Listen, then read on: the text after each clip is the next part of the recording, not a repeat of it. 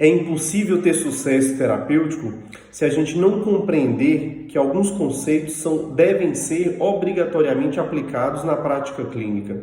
O primeiro deles é que a gente deve ter uma avaliação que exija um raciocínio biopsicossocial, que a gente tenha como centro da construção de nosso raciocínio clínico a CIF como parâmetro dessa compreensão e a prática baseada em evidência como um parâmetro para a tomada das melhores decisões clínicas.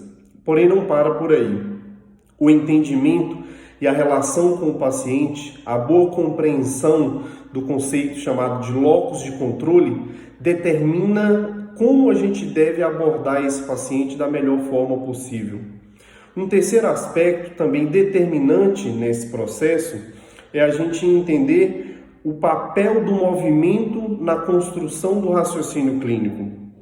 Como que o movimento humano deve ser usado como essência da nossa profissão. Como que o movimento humano deve ser o nosso objeto de estudo, a nossa ferramenta e toda a construção de raciocínio clínico se basear nessa abordagem, tá? Além disso, além do movimento humano, a gente ainda deve se preocupar com a biomecânica de cada tecido. A compreensão de como que um tecido muscular, como que um tecido ósseo, como que um tecido neural funcionam, como que recebem carga, como que se machucam, qual que é o tempo de recuperação de cada um deles, se faz fundamental para que a gente consiga não só reconhecer o tecido, mas saber em qual etapa lesional esse tecido se apresenta, ok?